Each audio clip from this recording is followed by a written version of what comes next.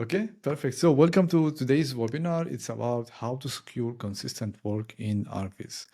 Um, Before I kick off, let me introduce myself quickly. I am Alomar, and today I will share with you more than 21 years of experience in the Archviz industry.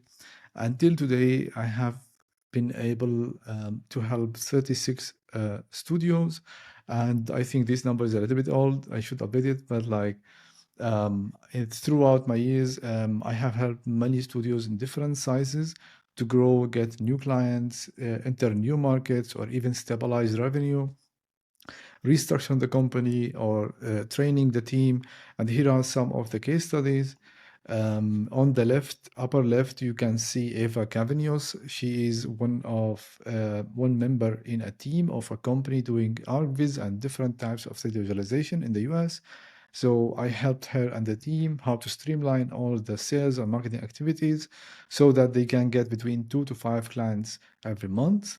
And on the upper right, we have Francesco Flomin. He's also here in today's meeting. After 3 sessions working together, he has been able to create 2 meetings with 2 potential clients. And then we moved forward to make the campaign for cold audience or new clients, and he has been able to get, I think, the first client he got that was maybe 1 month ago, and from that client he got like 2x what he paid for me and for the campaign. And this client now is a client. It means it's like the lifetime value is growing. On the lower left side, we can see Theo Torres. He's running a studio with 5 people inside the studio, and we work together. And he said, I want to go to a new market. I told him, let's stabilize the revenue first, stabilize the structure of the studio. Then we can go to the new market. Then the first 4 months, he has seen 70% increase in the revenue before even going to the new market. Now we are in the process for going to new market. On the right side, right side, you can see Scott Baumberger. And Scott is, at that time, he was a solo artist in the US. We worked together in 2020 in the Corona time. Everything was down. So we prepared for the campaign. And after 6 months, he has seen 100% revenue increase. That's a short introduction about me, what I do. This webinar or this training, who is it for? Let me tell you who might be a good fit for this webinar. Solo, anyone who is working on their own. Anyone who is working on their own, they have a couple of freelancers they are using whenever they have more workload. And the nature of freelancers, or maybe I would say the solo Archviz artists, they enjoy the gaps between the projects. They somehow they enjoy the time. They make some portfolio projects, and in the beginning, everything is fine. They know that their client base might come back. Now, it might happen that everything is going well, but usually it doesn't stay as it is because your clients are also exposed to your competitors. So, if one of those reliable clients will drop off, or those gaps between the projects will be longer, then it becomes a trouble. And the core idea of enjoying these gaps is a little bit not right, because you need to notice that it doesn't happen that you have now a gap and later it's going to be everything is going well. And if you are looking for a help while you are in the gap, it means it's very hard to kick off and go up because your mindset is not in the right place. So this is the first category of people who might benefit from this webinar. A second category, a smaller studio, 2 to 20 people. Why I started with two? Two, the moment you have one employee, you are paying salary, you need to keep that employee busy. And keeping the employees busy usually doesn't always mean that you have a client work. You need to keep them busy with studio work. You need to keep them busy with portfolio work, with what we call in this industry R&D, which I think most of the people in the industry, they got the R&D wrong, research and development. And sometimes when you grow more than 5 until 10, you are still in this phase where you don't have marketing and sales figured out. You have a team, everything is going right. However, scaling seems like a struggle. And you start thinking, should I run Facebook ads? Should I ask friends or should I freelance to other studios?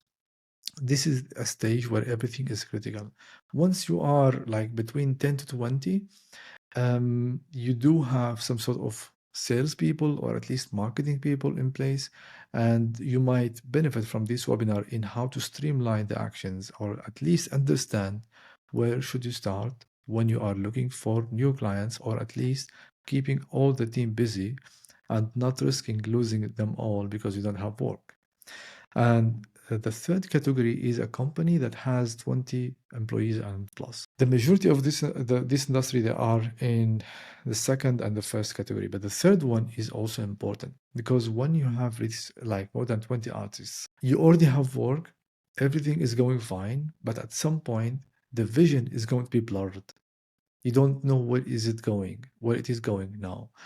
You need to keep the work consistent and not any type of work. You need to have profitable work so that you can get some profit at the end. And having multiple teams, it means you need to have also project managers. It means you need to have different types of projects. And to have different types of projects, it means you are working for different types of clients in the market. And just trying to think, how should I increase the amount of work? Is it going to be from the same client or more clients from the same type in the market, or maybe going to a new market? Just the idea of exploring this is not easy. That's why this training could be for you as well. In today's webinar, we will talk about, you will get 5 things. The first thing is, I would like to discuss, what does consistency mean? I mean, how does it look like? And then I will talk about the tools you need to have in mind before talking about consistency. What type of tools I need to keep in mind when I'm thinking about consistency? Because sometimes if you don't have a tool to measure consistency, you will never really know if you are consistent or not. You will have it just as a gut feeling. And gut feelings doesn't go along with the profit and revenue and the costs. And then we'll talk about where to start. What is your first step? Then we'll talk about 2 case studies. And the third thing is, I'm going to speak about the mastermind. Let's start. The idea is, after watching this, you should be able to have a clear idea about what consistency looks like. And you need to know the tool that you should use to secure consistent projects, and know where to get more information if you would like to get help and support. But you won't get instant results. It means, consistency in projects requires time and effort, and this is not a fast in the paid industry. I mean, in this industry, everything takes time because your clients also, they have their process and it is long. You won't get generic advice, okay? Consistency strategies need to be tailored to your unique business. And you won't get technical details. It means, how to contact this client, or what message to write to this client, or is this segment profitable or not? We might discuss some case studies together, but we won't really get into details that a lot, because that's all going to be in the mastermind. So are you ready? Let's kick off. Number 1, what does consistency in work look like? So does consistency mean to wake up every day to find the new inquiries in your email, or have consistent cash inflow in your bank account, or generating consistent profit in the business, consistent profit or steady profit, or simply staying busy all times a year? It would be great if you can write in the chat, what does consistency for you mean? Is it inquiries? Is it projects? Is it clients? Is it profit? Is it revenue? Or just being busy? I'm going to give it like 30 seconds. Please, everyone, just give me your take on consistency. What does that for you mean? And when you are ready, please, one of you, please speak up and I will continue. I hear no sound. So let me check if so, how to stop sharing. Yes. Consistent profit, Damian. Hi. Inquiries and cash flows. Okay. Francisco, what do you mean by consistency? Yeah. Waking up in the morning without being worried about what's happening after next deadline. Great. Amazing. And so we still have Christian. I mean, Christian, you can also write in German. It's completely okay. Generate consistent profit. So profit, inquiries, all time busy. Yeah. Okay. Cool. Great. So let me share my screen. Then I will continue.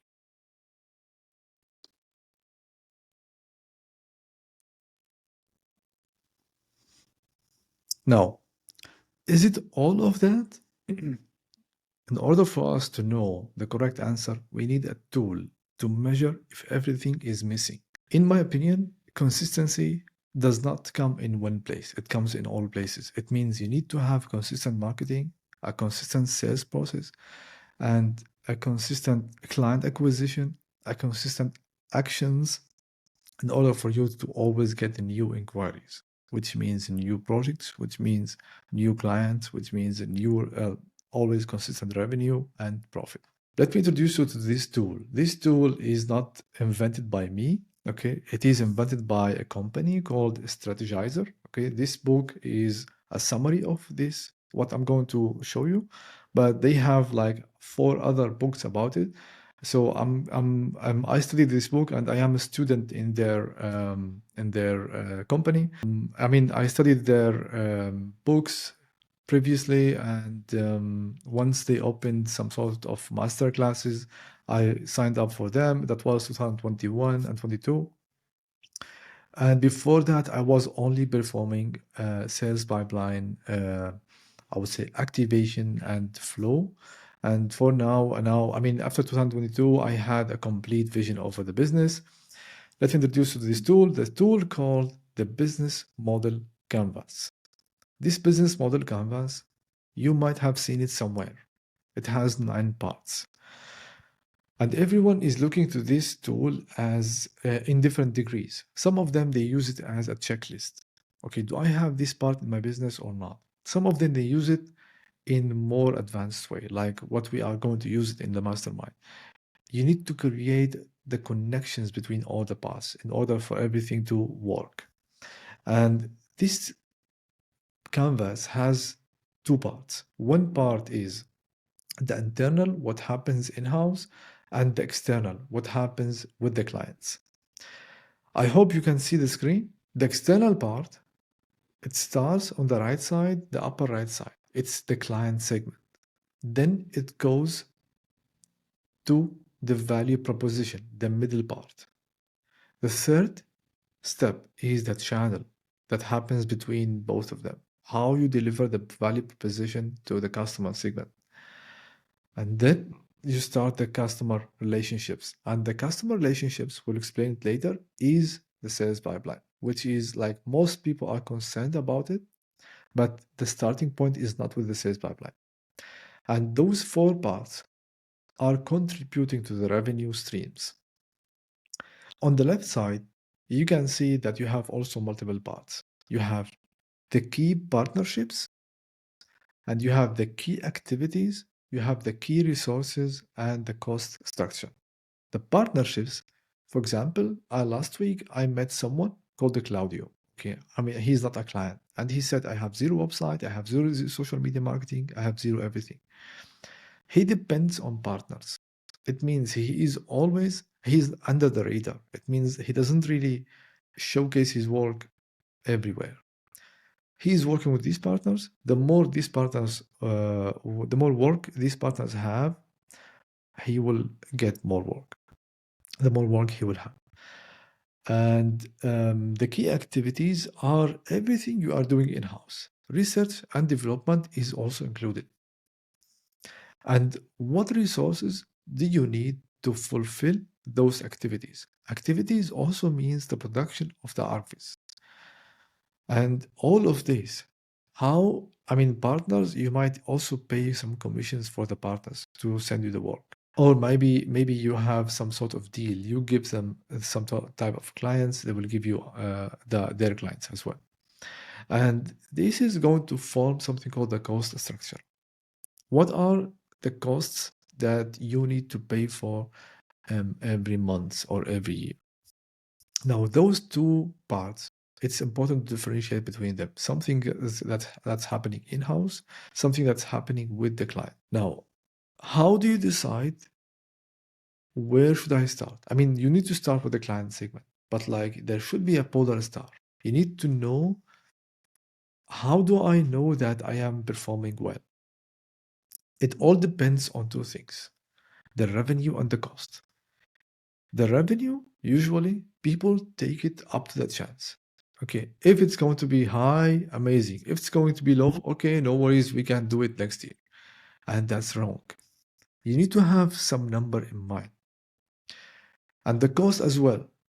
You don't need to be making 500,000 and also your cost is going to be 500,000. It means you have no profit. So the profit is your goal. And if any one of you is familiar with what a financial sheet is, the first, it has three parts. The first part is the profit, which is the subtraction of revenue and costs, or the difference between revenue and cost. If I say, let me give you, I will give you a case study later. But usually we start working. We have some money coming in, we have some costs. The profit is okay, 50%, maybe 70%, maybe 20%. No one knows. And like usually people don't really look at the profit first. They just look at, I need to get some consistent work. I need to survive. And this is called the survival mode. The survival mode is dangerous because you are not thinking about the company as a whole, or you are not thinking of yourself as a business. You are looking just to feed yourself and your family today and tomorrow. If you want to turn this as a company, you need to think about a revenue target. If you have a revenue target as 100,000 or 500,000, it's going to be very easy for you to break it down to see, is it realistic or not? Based on the last year or based on the last 3 years. You can see, can I do it? If yes, okay, what type of clients should I target? Now we are starting on the upper right corner, which is the customer segment. People usually, they start in this place. They come to the customer relationships. Nothing wrong with that. However, you are missing two key components, which is the customer segments and the value proposition. And usually these two parts, they take time until you figure them out. You cannot just go to the market with a sales process that is great and don't know if your client segments is profitable. And the customer relationships, it summarizes how you acquire, retain, and grow a client segment. So from its definition, you do need to define a client segment before you make it. We will talk about that in details in a second. So until now, in this presentation or in this webinar, I presented to you the business model. It has 9 parts, and the sales process. The sales process has also 9 parts of the sales pipeline. But where do you start? I mean, you need to start somewhere, right? The first thing to keep in mind is the client segment. I need to have it profitable. But how high, how low, it all depends on the revenue target you have in mind. And you do need to have a clear idea about your costs. So the first step is to define a profitable customer segment. Cool. Before I continue, let me see if we have any questions. Do we have any questions? Are you following? Is it boring? Tell me if you have anything in mind. Let's say it's great. Thank you. All clear, Francesco? Yes, I'm following. Perfect. Let me share again.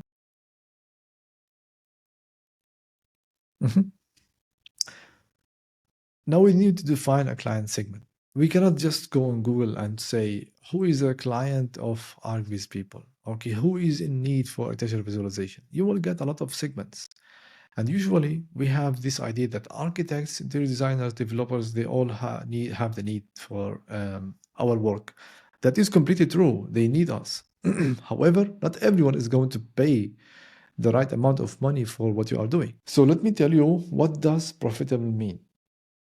To define a client as a profitable, you need to look at 4 parameters. The first parameter is the client segment should have a painful problem. Now, how do I define a painful problem in this industry? On the right side, you can see this is a post I posted a while ago, maybe 1.5 years ago, or maybe 1 year somehow on LinkedIn. And in this post, I tried to illustrate the different stages where our clients are in need for architectural visualization. And the way how I define a painful problem is the closer they are to the sale, the less time they have, the more painful it is not to get your Archviz, the higher they will pay, the more profit you get. You see? Now, everyone, I mean, in my days, I have done a lot of 3D work for architects and interior designers and even developers. And those people were like completely different in their place in the building process. The building process has different stages. The first thing is we make a concept of the building. The client is going to say yes, the concept is okay, let's move forward. They pay. They have some sort of milestones. Then they develop the design step by step. After they develop the design, they need to approve it, either with the client or with the authorities, for example, the city or something else. If it is a private client, then the process has ended. Your budget is very low. The budget they can give to you is very low because it's taken from a private client. However, in the building industry, we are not anymore building mainly for housing projects. We are building for commercial, we are building for investment. And usually, if we are even building for housing projects, the developers are trying to separate the marketing from the building budget. That's why they have this process. It's called the off-plan sale. If they can secure selling the units or the buildings before they even start building, then it's going to be a great deal because they have the funds, they can go with confidence, they can finish early. If they don't have it, they need to look for investors or they need to look for different types of funds or banks or any type of funds. And those types, they could really become painful for the developer. That's why the quicker they can sell, the easier it will be for you to go up in the price because they know that the better the images, the easier their sales process will be. Now, this is the off-plan sale. Investment is a different type of clients. Now we are looking for an area, we need to develop it, and people would love to invest in that area because they know that the real estate value is going to go up in a matter of years. Now, this is a painful problem. You see, the quicker they can sell, the more they will pay for you. Number 2, it should be growing segment. Now, architects who are applying for competitions, they are getting poorer. Now, only star architects are getting really good amount of money on competitions because they are participating in more closed competitions or maybe even if it's public competitions, but it is somehow low on budget. And an architect is submitting work for competition. They don't have the budget. They are paying from their own pocket. However, the buildings industry, especially from the developer's side, they know that the more expensive building is becoming, the more attractive it is to invest in, and the higher the budget will be. That's a growing segment. Okay, investment. investment sectors. And investment does not only mean building a new project, it's also taking old projects and renovating them or redecorating them. And this means interior designers are also growing, and developers. Architects are getting poorer. Their numbers are growing, and their business model is broken somehow. And the best architecture companies are the ones who are not run by architects. That's why when you get in touch with architects, it's a very tough relationships. The number three, they should have the financial power. Now, the closer you are to the final client, the more you can get out of the project budget. Let me explain. When you work with architects and designers, you get paid out of the project's budget, which is tight. It means the building project. You see, building the project has a budget, and usually it varies a lot. It depends on the country and the place. But architects, if they are following the complete process from the early start, the conceptual design, until they're getting the permits, then going on site and supervising everything, they get 10 to 15%. And your share is going to be taken from that 10 to 15%. And 10 to 15% is not a lot. Usually, if you are talking about a building, a small house, for example, that will cost maybe 2 floors, 1 million. This is a project, okay, I was involved in last year. It was a 2 floors house. The area is 220 square meters. The building area is 220 square meters. And the cost was 1 million euros. The architect, my cost, it was around 10%. 10% over 1 year. It was really painful. It's not profitable. And I mean, in that time, I couldn't really afford to pay even to one of my clients. I needed to make it myself, although I am out of Archviz. And the way how I did it, I looked for someone from my country, Syria, and he did it for me for 800 euros, everything. Now, yes, I looked for a cheaper market, but because my budget is very low. On the other side, I got once into visualizing, that was 2017, into visualizing a factory that was making electrical equipment. And that factory, they had the building and the office building, and they were both together. And the budget for that factory, it was like 30 millions. I got paid 2,000 per image at that time. 2,000 per image at that time. Today, it should be like 3,000 somehow. And 30 millions building cost at that time as well. Now it's for sure 40 millions. Now, you see the differences? I'm still talking about architects. But when you work with a developer, you are getting paid from a marketing budget, which you have higher share from because your impact is higher. You have a direct impact on the sales.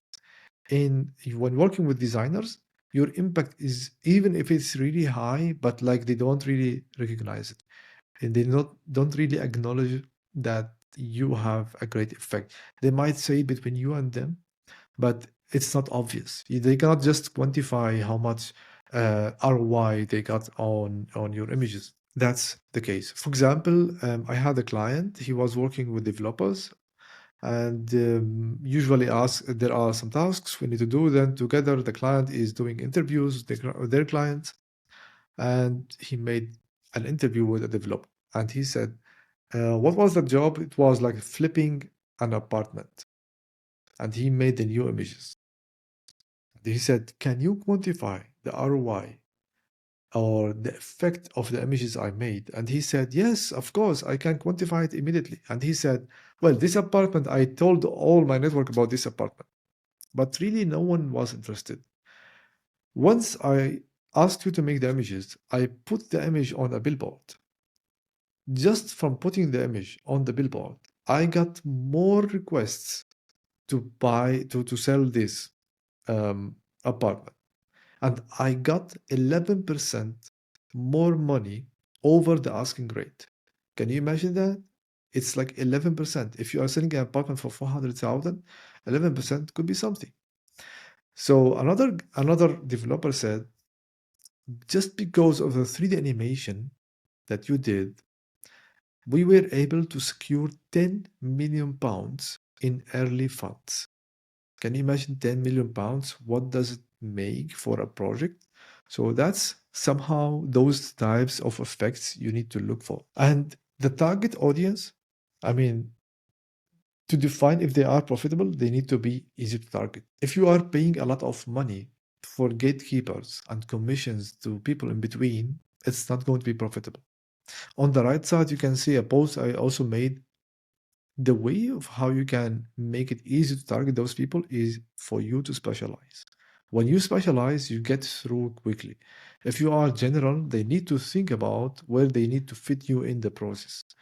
And the more gatekeepers they have, the larger the decision committees there are, and the longer the sales cycle will be, and the less profitable the client become. So if you are getting into a project with a bigger company, and this project is like somehow for a private developer, and your quotation was 30K, 30K maybe for 10 images, let's say. It is great. I mean, you are getting 3,000 per image. Amazing. Over 6 months, it becomes really painful because you are getting back and forth multiple times and not in a specific amount of time. And those gaps between the feedback with the client is not going to be profitable for you. In summary, to define a client as profitable, you need to look to 4 parameters. One, they should have a painful problem, they should be a growing segment, and has a financial power and easy to target. Okay. And before I continue, we have someone with us today that told me last week about a case. Christian, would you be open for me to share one case study you said to me last week? You told me last week that those contractors, they don't pay money. They don't pay a lot, right? The Bauträger, yeah. Great. So the thing is, I had a call with the Christian. Christian is not a client; he's a connection. We were talking, and he said those contractors, they don't pay me a lot. They don't value this work, and that's true because of multiple reasons. Is it a growing niche? Yes. Do they have money? Yes. However, they don't have a problem, especially with the 3D visualization. Why? Because in Germany, at this time, you can rarely find a contractor. You can rarely find a reliable contractor. You are getting whatever you have. I got into an interior design for a driving school. That was in 2019. So it wasn't even Corona time.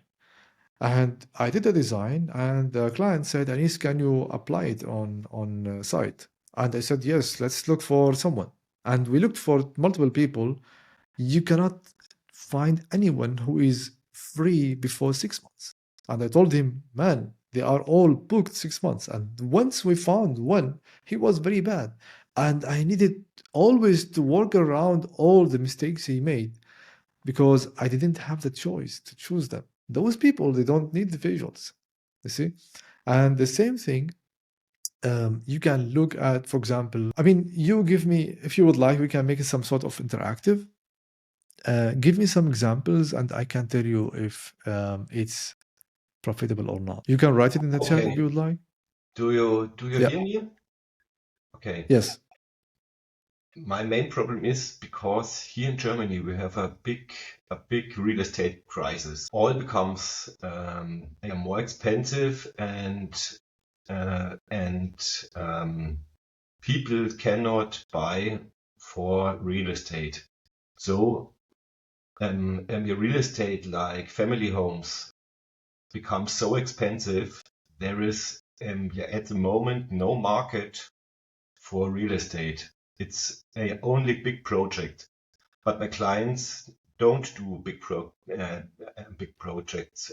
They do small projects like family homes with 5 to 10 apartments, or maybe 30 apartments. But that's the top here in my region in south of Bavaria, and I think that's the problem at the moment.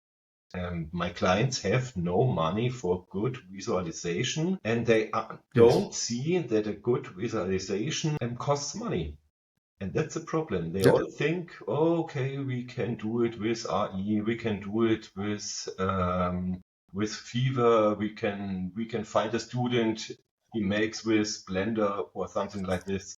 And this is Yes. at the moment the most problem here in Germany. It's Yes. it's a real estate crisis. And I have a lot of Yes. I clients mean, past there you see it as a now. crisis. Yeah. It is a crisis for the housing sector. Yes, Right? it's I mean, it totally. means for people who are buying flats for themselves or even for their families. Yeah. Now, let me give you one sector that is growing in Germany. IT companies, for a long time, they have been all under the radar. Many of them, they are building new houses or new firm headquarters, or they are taking old buildings and renovating them. Okay, I have been involved in many projects like this. Even in this city where I live, you are in the south of Bavaria. I mean, I can imagine projects there are bigger, or at least I don't know, but like in this city, you don't really see that a huge project. And this is a growing niche in Germany now. There is something with the IT companies, especially with the US IT companies. They all need a place to rely on in Europe, and they are taking Germany as a place to start from. That is something, you see. And I'm just giving you an example. Okay. I would appreciate it if you can. I mean, we have been talking about this example just to highlight how to identify if a niche is profitable. And this does not really come from observation, it comes from reading the news, from looking to inquiries for my clients, you see, from those companies. It's not like one-sided view. I would appreciate it if you can mute yourself, like again, so we can have a clear sound. I will continue sharing my screen. Okay. If you can, your microphone, if you can, yeah, exactly, perfect. Thank you.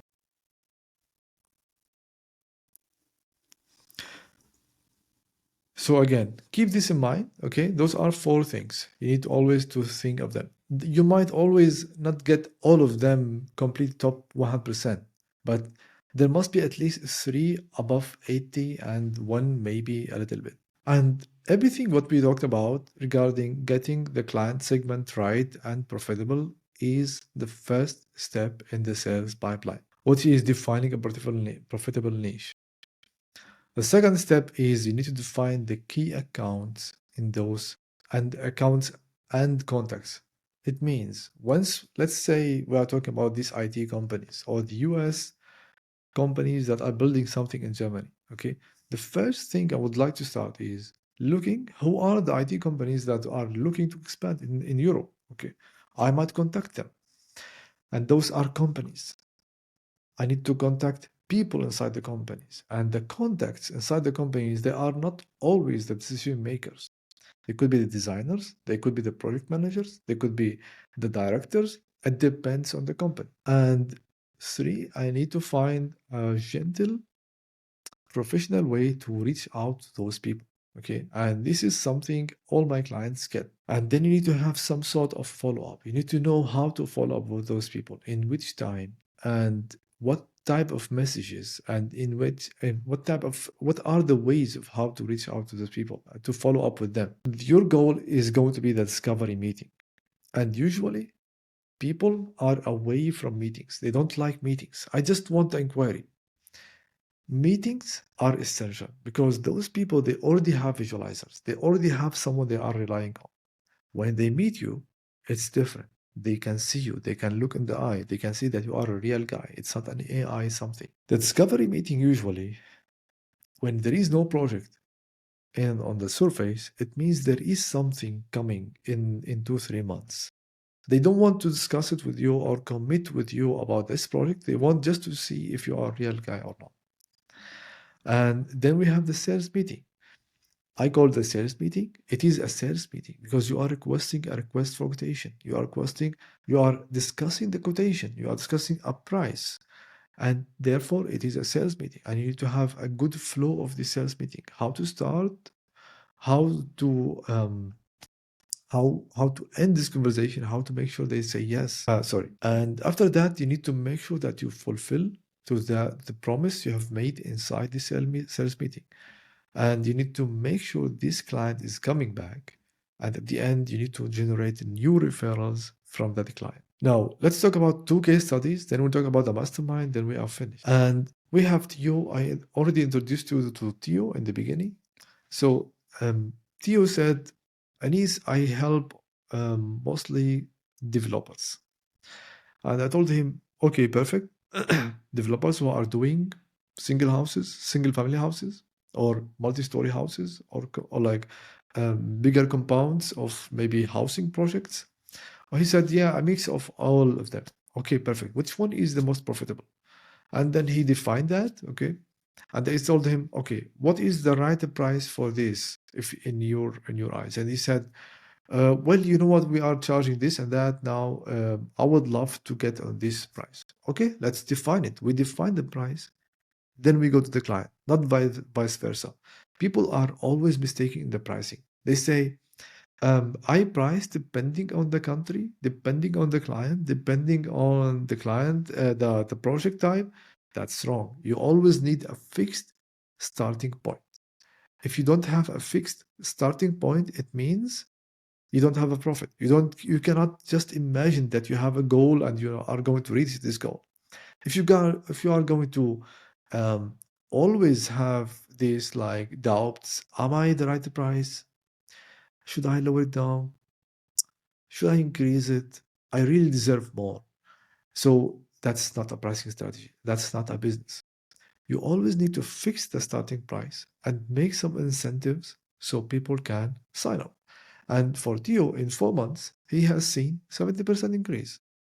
And the thing is with Theo, it's not even about going to new market.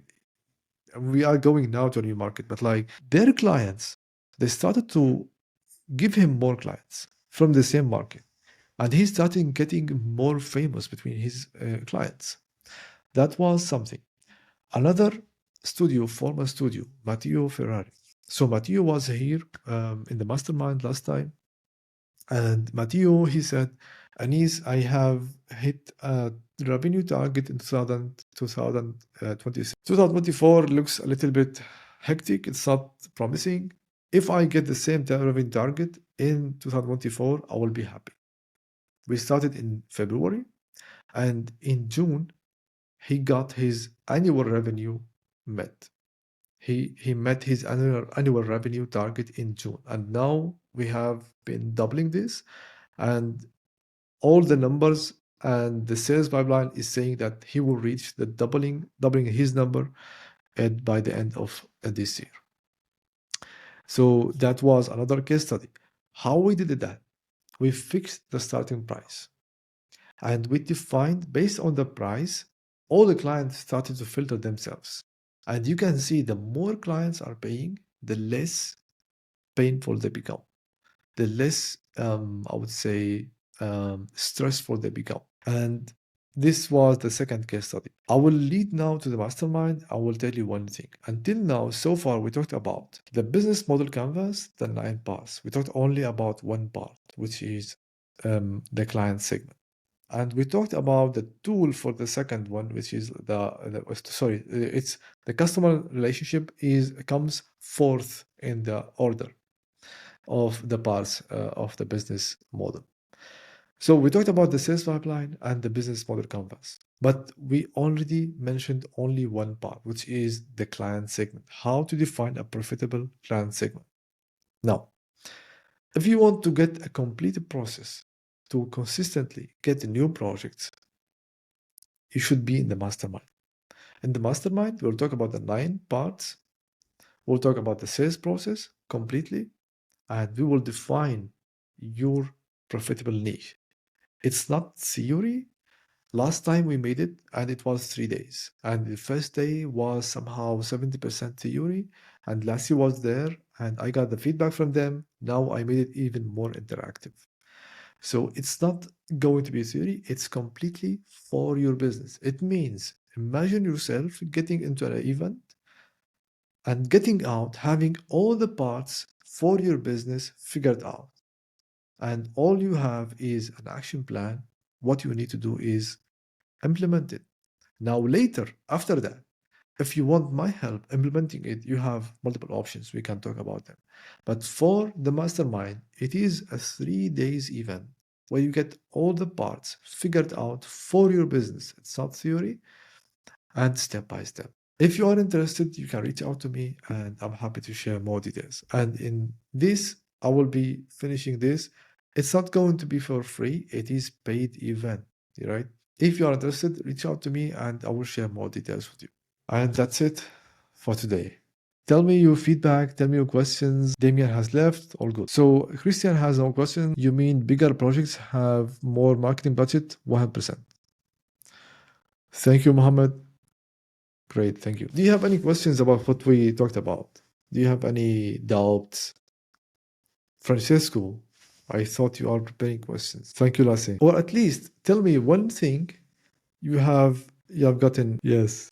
Francisco said I have a lot. I don't know. Do you see the chat? Okay, perfect. Son of Paul, great. What I need to do. Amazing. Great. A lot of information at the moment. Yes, it is overwhelming, but that's a good sign. At least there is some sort of older world of business is breaking down, is like it's going to be broken down, sorry, and there should be something being built next. And Emanuela, it was very interesting. Thank you very much. Could you tell me at least one thing? So Paul said, I know I have a clear idea what I need to do next. Francesco, I am always fascinated from the difference between small and big studios and therefore the difference between strategies. But it's a long topic for chat. Yeah, the marketing strategies. So if you don't mind, I will share a little bit. I mean, if everyone has time, I can share with the difference between both of them. The biggest difference between the strategies is they have bigger budget for the marketing. So if you remember, like we both together, Francesco, worked on your marketing, and you already have some sort of limited budget to perform on that, and you have done what you can do. For bigger guys, what they will do instead, they will go to the client. They will attend more events. I will give you an example. I already have a client in the US. They have like bigger company. They have 20 people, and they don't really miss any trade show about real estate. They don't miss any place. For example, I have another client in India. They don't miss Dubai Five, a big five in Dubai today. Like that will happen in 1 month. Those big shows, you have the exposure to bigger clients and more clients, and they take a booth there. It's not, they don't just make it online. They go to the client and they have the budget for that. That's a huge difference in the marketing. Exactly what I would like to improve this year along with anything else. Yes, last time I shared with you one thing you can do. Yes, I mean, going to event is great. There was an event, by the way, Christian, near you. I mean, I don't know how far you are from Munich, but like there was an event. It was about real estate, okay? But one day was 800 something, okay? And I asked one client of mine, hey man, would you like to go there? And he said, oh my God, that's too expensive. I told him, man, you are charging over 2,000 for an image. You cannot pay 800 for an event. And he said, wow, yeah, let me think about it. Then I told him, look, pay me. I will go on your behalf and I will try to get leads for you. And he said, yeah, okay, it's going to become expensive. I told him, man, I mean, how much are you paying? 3,000, 4,000, you will get it in one project. It is Expo, exactly. There are 2, 3K in Europe also. Absolutely. Talk next year. Absolutely. I can sell for you if you would like. Bidding for this. Yes, let's do it. And you know what? The thing is, and he said he told me one thing, and I hope, I mean, I'm going to share this recording with him. He said, Anis, do really people go there? I told him, man, that's a place where everyone is ready to be pitched and everyone is going to there to pitch. And the beauty is, like, I found Fabio and the digital bonds were there, and they make a video, and I told him, man, do you see? People go there, pool money, and then he goes for us. Amazing. Yeah, I cannot go for everyone, but like, yeah, now it becomes very hard for me to see who is going to get a job. On my way to turning myself from a personal freelance to a real business. Yes, I mean, freelance is a business. But now the question is, you know that there are two definitions to being a freelancer. Are you helping other studios like yours, or are you working with the client on a solo base? So are you helping the studios? I mean, you are doing the work for the studios. It means you are under the radar. Or are you working with the clients as a freelancer, as a solo artist? Solo. It is a business. It is still a business. However, you are alone. Okay.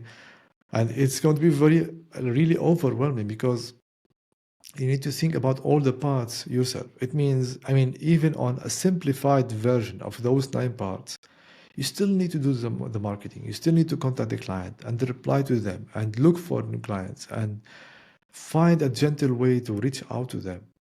That's not an easy part. Okay, perfect. Amazing. We have been like 1 hour, 10 minutes, or maybe 1 hour, 5 minutes.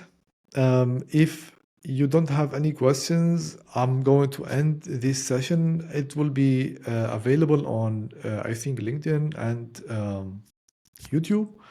It's already recorded there. And if anyone is interested into attending the mastermind, please reach out to me, and I'm happy to provide more information. Thank you, Francesco. Thank you, Christian. I will call you as well. Great. Thank you, everyone. Have a great day. If you have any questions, please let me know. And I would like to, I mean, Paul, are we connected on LinkedIn? Yes? Yeah, but maybe not the same name, right? Anyway, all good. Hope to see more of your comments on LinkedIn. Have a great day. Have a great evening. Have a great week ahead. Thank you very much. Goodbye.